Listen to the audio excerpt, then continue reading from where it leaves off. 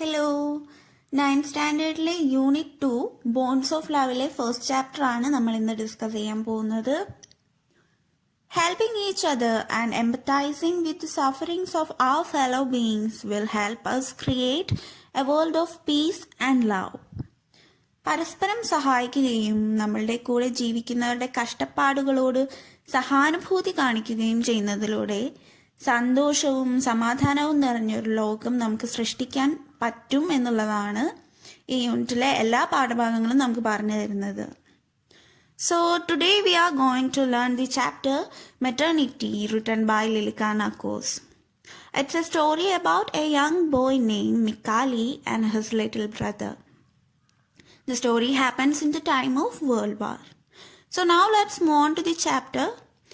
മിക്കാലിയുടെ കഥ എന്താണെന്ന് നമുക്ക് നോക്കാം. Maternity, മാതൃത്വം. It was more than a month since they were at Marseille. The camp of Armenian refugees on the outskirts of the town already looked like a small village. They had settled down in any way they could. The richest under tents, the others in the ruined sheds, but the majority of the refugees, having found nothing better, were sheltered under carpets held up at the four corners by sticks. It was more than a month since they were at Marseille. അവർ മാസേ എന്ന സ്ഥലത്തായിട്ട് എത്തിപ്പെട്ടിട്ട് ഒരു മാസത്തിലേറെയായി. The camp of Armenian refugees on the outskirts of the town already looked like a small village. പട്ടണത്തിന്റെ പ്രാന്തപ്രദേശത്തുള്ള അഥവാ ഉൾപ്രദേശത്തുള്ള അഭയാർത്ഥികൾ ഒരു ചെറിയ ഗ്രാമം പോലെ കാണപ്പെട്ടു എന്നാണ് പറയുന്നത്. So who is a refugee? Refugees എന്ന് പറഞ്ഞാൽ അഭയാർത്ഥികൾ. A person who has been forced to leave their country in order to escape war or any other natural disaster. അതായത് എന്തെങ്കിലും തരത്തിലുള്ളൊരു യുദ്ധമോ അല്ലെങ്കിൽ പ്രകൃതി ദുരന്തമോ ഒക്കെ ഉണ്ടാകുന്ന സമയത്ത് ഒരു കൺട്രിയിൽ നിന്ന്, ഒരു രാജ്യത്ത് നിന്ന് വേറൊരു രാജ്യത്തോട്ട് ആളുകൾ മാറി താമസിക്കില്ലേ, അവരെയാണ് റെഫ്യൂജീസ് അഥവാ അഭയാർത്ഥികൾ എന്ന് പറയുന്നത്. They had settled down in any way they could. അവരാലാവുന്ന വിധത്തിൽ അവിടെ താമസം ഉറപ്പിച്ചു. The richest under tents, the others in the ruined sheds. ധനികരായിട്ടുള്ള പണക്കാരായിട്ടുള്ള ആളുകൾ ടെന്റ് കെട്ടിയും മറ്റുള്ളവർ, അതായത് പാവപ്പെട്ടവർ, നശിച്ച ഷെഡുകളിലൊക്കെയാണ് താമസിച്ചിരുന്നത്. But the majority of the refugees, having found nothing better, were sheltered under carpets held up at the four corners by sticks. അപ്പം എന്താണ് പറയുന്നത്? അഭയാർത്ഥികളിൽ ഭൂരിഭാഗം ആൾക്കാർക്കും, എന്നുവെച്ചാൽ അധികം ആൾക്കാർക്കും മെച്ചപ്പെട്ടതായി ഒന്നും തന്നെ കണ്ടെത്താൻ പറ്റിയില്ല. അപ്പം അവരെന്ത് ചെയ്തു? അവർ 4 കോണിലും വടികൊണ്ട് വലിച്ചുറപ്പിച്ച് വെച്ചിട്ട് അതിന് മുകളിലായിട്ട് കാർപ്പറ്റ്സ്, വിരിപ്പ് അല്ലെങ്കിൽ പരവതാനി വിരിച്ചിട്ട് അതിനുള്ളിലാണ് അവർ അഭയം തേടിയിരുന്നത്. They thought themselves lucky if they could find a sheet to hang up at the sides and wall them from peering eyes. Then they felt almost at home. The men found work, no matter what, so that in any case they were not racked with hunger and their children had something to eat. അപ്പം എന്താണ് പറയുന്നത്? അവർക്ക് ഈ സൈഡിലൊക്കെ തൂക്കാനായിട്ട് ഒരു sheet കിട്ടാൻ സാധിച്ചിരുന്നെങ്കിൽ അതൊരു വലിയ ഭാഗ്യമായെന്ന് കരുതുകയാണ്. What is the meaning of piercing eyes? Piercing eyes എന്ന് പറഞ്ഞിട്ടുണ്ടെങ്കിൽ ഒളിഞ്ഞു നോക്കുന്ന കണ്ണുകളെ ഒഴിവാക്കാനായിട്ട്, അതായത് ആൾക്കാരുടെ ഒളിച്ചുനോട്ടം ഒഴിവാക്കാനായിട്ട് അവർക്കൊരു മറ ആവശ്യമായിരുന്നു. അപ്പോൾ സൈഡിലൊക്കെ തൂക്കാൻ വേണ്ടിയിട്ട് ഒരു ഷീറ്റ് കിട്ടിയിരുന്നെങ്കിൽ അതൊരു വലിയ ഭാഗ്യമായെന്ന് ചിന്തിക്കുകയാണ് അവർ. Then they had felt almost at home. അങ്ങനെയെങ്കിൽ, എന്നുവെച്ചാൽ അങ്ങനെ ഒരു ഷീറ്റ് കിട്ടിയിരുന്നെങ്കിൽ അവർക്ക് കുറേയൊക്കെ അതൊരു വീട് പോലെ തന്നെ, സ്വന്തം വീട് പോലെയൊക്കെ തന്നെ തോന്നുമായിരുന്നു എന്ന്. The men found work no matter what, so that in any case they were not racked with hunger and their children had something to eat. അവിടെ ഉണ്ടായിരുന്ന ആണുങ്ങളൊക്കെ എന്ത് പണിയാണെന്നൊന്നും നോക്കാതെ ഒരു ജോലി കണ്ടെത്തിയിട്ട് നന്നായിട്ട് ഹാർഡ് വർക്ക് ചെയ്തു എന്ന്. അതുകൊണ്ട് തന്നെ അവർക്ക് ഒരു സാഹചര്യത്തിലും പട്ടിണി കാരണം അല്ലെങ്കിൽ വിശപ്പ് കാരണം കഷ്ടപ്പെടേണ്ടി വന്നിട്ടില്ല. അവരുടെ കുട്ടികൾക്ക് എപ്പോഴും എന്തെങ്കിലുമൊക്കെ കഴിക്കാനായിട്ടുണ്ടാവുമായിരുന്നു എന്നാണ് പറയുന്നത്. Of all of them, Mikali alone could do nothing. He ate the stale bread which his neighbors cared to offer, and it weighed on him. For he was a big lad of 14, healthy and robust. But how could he think of looking for work when he literally bore on his back the burden of a newborn baby? Of all of them, Mikali alone could do nothing. അവരിൽ എല്ലാവരിലും വെച്ച് നോക്കുമ്പോൾ മിക്കാലിക്ക് മാത്രം ഒന്നും ചെയ്യാൻ കഴിഞ്ഞിരുന്നില്ല. He ate the stale bread which his neighbors cared to offer, and it weighed on him. അവൻ്റെ അയൽവാസികൾ കൊടുത്തിരുന്ന പൂപ്പലൊക്കെ വന്ന് പഴകിയ ബ്രെഡ് മാത്രമാണ് അവൻ കഴിച്ചിട്ടുണ്ടായിരുന്നത്. അത് അവന് ഭയങ്കര ഭാരമായിരുന്നു എന്ന് വെച്ചാൽ ഭയങ്കര പ്രയാസമായിട്ട് അനുഭവപ്പെട്ടു. For he was a big lad of 14, healthy and robust. കാരണം അവൻ ആരോഗ്യമുള്ള കരുത്തനായ 14 വയസ്സുള്ള ഒരു വലിയ ആൺകുട്ടിയായിരുന്നു എന്നാണ് പറയുന്നത്. സോ റോബസ്റ്റ് മീൻസ് കരുത്തനായിട്ടുള്ള എന്നുള്ളൊരു മീനിങ് ആണ്. But how could he think of looking for work when he literally bore on his back the burden of a new born baby? എന്നാൽ അവൻ്റെ ചുമലിൽ ഒരു പുതുതായി ജനിച്ച കുഞ്ഞിൻ്റെ ഭാരമുള്ളത് കാരണം അവൻ അക്ഷരാർത്ഥത്തിൽ മടുത്തിരിക്കുകയാണെന്നാണ് പറയുന്നത്.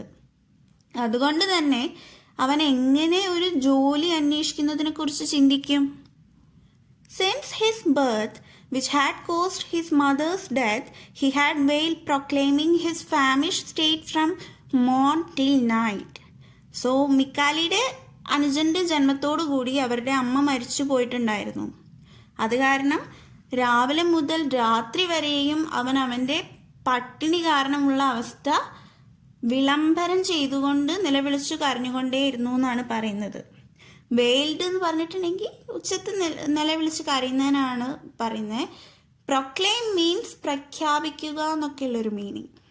Who would have accepted Mikali's services when his own compatriots had chased him from their quarters because they were unable to bear the uninterrupted howls which kept them awake at night? ഈ നിരന്തരമുള്ള അലർച്ചകൾ സഹിക്കവയ്യാതെ രാത്രിയിൽ ഉണർന്നിരിക്കേണ്ട അവസ്ഥയായിരുന്നു അവിടുത്തെ നാട്ടുകാർക്ക്. അങ്ങനെ സ്വന്തം നാട്ടുകാർ തന്നെ അവരുടെ ക്വാർട്ടേഴ്സിൽ നിന്ന് ഓടിച്ച നമ്മുടെ മിക്കാലിയുടെ സേവനങ്ങൾ ഇങ്ങനെയൊക്കെയാണെങ്കിൽ വേറെ ആരാണ് സ്വീകരിക്കുക എന്നാണ് പറയുന്നത്. Mikali himself was dazed by this craze.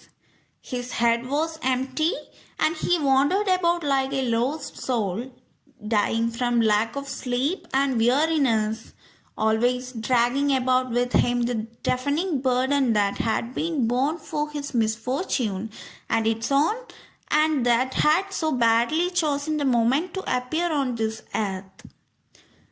Everybody listened to it with irritation. They had so many troubles of their own, and they all pitifully wished it would die. Mikali himself was dazed by this cries. മിക്കാലി തന്നെ ഈ നിലവിളികളൊക്കെ കണ്ട് അമ്പരന്ന് നിൽക്കുകയാണ്. His head was empty, and he wandered about like a lost soul, dying from lack of sleep and weariness, always dragging about with him the deafening burden that had been borne for his misfortune and its own, and that had so badly chosen the moment to appear on this earth. അവൻ്റെ തല ശൂന്യമായിരുന്നു. അതായത് അവനൊരു തരത്തിലുള്ള ചിന്തയും തന്നെ ഉണ്ടായിരുന്നില്ല. നഷ്ടപ്പെട്ട അല്ലെങ്കിൽ ഗതികെട്ട ഒരു ആത്മാവിനെ പോലെ അവനിങ്ങനെ അലഞ്ഞു തിരിഞ്ഞു നടക്കുകയാണെന്നാണ് പറയുന്നത്. ഉറക്കക്കുറവും വിയറിനെസ് ക്ഷീണവും മൂലം അവൻ മരിക്കാറായ പോലായി. അവൻ അവൻ്റെ ദൗർഭാഗ്യത്തിനായിട്ട് ജനിച്ച ഒരു ബധിര ഭാരം എന്ന പോലെ അവൻ്റെ അനുജനെയും കൊണ്ടിട്ട് ഇങ്ങനെ എഴഞ്ഞെഴഞ്ഞ് നടക്കുകയാണ്. അവൻ്റെ അനുജൻ ഈ ഭൂമിയിൽ ജനിച്ച നിമിഷത്തെ അവൻ വളരെ മോശമായി തിരഞ്ഞെടുത്തതായിട്ട് അവൻ കരുതി. എല്ലാവരും ഈ ഉച്ചത്തിലുള്ള നിലവിളികൾ വളരെ ബുദ്ധിമുട്ടോടെയാണ് ശ്രദ്ധിച്ചിരുന്നത്. അവർക്കെല്ലാം അവരുടേതായിട്ടുള്ള ബുദ്ധിമുട്ടുകൾ ഉണ്ടായിരുന്നു. അതുകൊണ്ട് തന്നെ അവരെല്ലാവരും ആ കുട്ടി മരിക്കുമെന്ന് ദയനീയമായി ആഗ്രഹിച്ചു എന്നാണ് പറയുന്നത്. But that did not happen for the newborn child, so desperately to live and cry louder his famished state. The distracted women stuffed their ears, and Mikali wandered about like a drunken man. He hadn't a penny in his pocket to buy the infant milk, and not one woman in the camp was in a position to give it the breast, enough to drive one mad. But that did not happen for the newborn child, so desperately to live and cry louder his famished state. എന്നാൽ ആ പുതുതായി ജനിച്ച കുഞ്ഞ് നിരാശയോടെ തൻ്റെ വിശപ്പ് കാരണം കൂടുതൽ ഉറക്കെ കരയാൻ തുടങ്ങിയതിനാൽ അത് സംഭവിച്ചില്ല. The distracted women stuffed their ears, and Mikali wandered about like a drunken man. ഈ കരച്ചിലൊക്കെ കേട്ടിട്ട് ഭ്രാന്ത് പിടിച്ചിട്ടുള്ള സ്ത്രീകൾ അവരുടെ ചെവിയൊക്കെ പൊത്തി പിടിക്കാൻ തുടങ്ങി. മിക്കാലി ആണെങ്കിലോ മദ്യപിച്ച ഒരാളെ പോലെ അലഞ്ഞു തിരിഞ്ഞ് നടന്നു. Mikali hadn't a penny in his pocket to buy the infant milk, and not one woman in the camp was in a position to give it the breast. ആ കുട്ടിക്ക് ഒരിത്തിരി പാല് വാങ്ങാൻ മിക്കാലിയുടെ പോക്കറ്റിൽ ഒരു ചില്ലി കാശ് പോലും ഉണ്ടായിരുന്നില്ല എന്ന്. അതുപോലെ തന്നെ ക്യാമ്പിലെ ഒരൊറ്റ സ്ത്രീ പോലും കുട്ടിക്ക് ഇത്തിരി പാല് കൊടുക്കാൻ തയ്യാറായിരുന്നില്ല. ഇത് തന്നെ പോരെ ഒരാളെ ഭ്രാന്തനാക്കി തീർക്കാൻ എന്നാണ് പറയുന്നത്.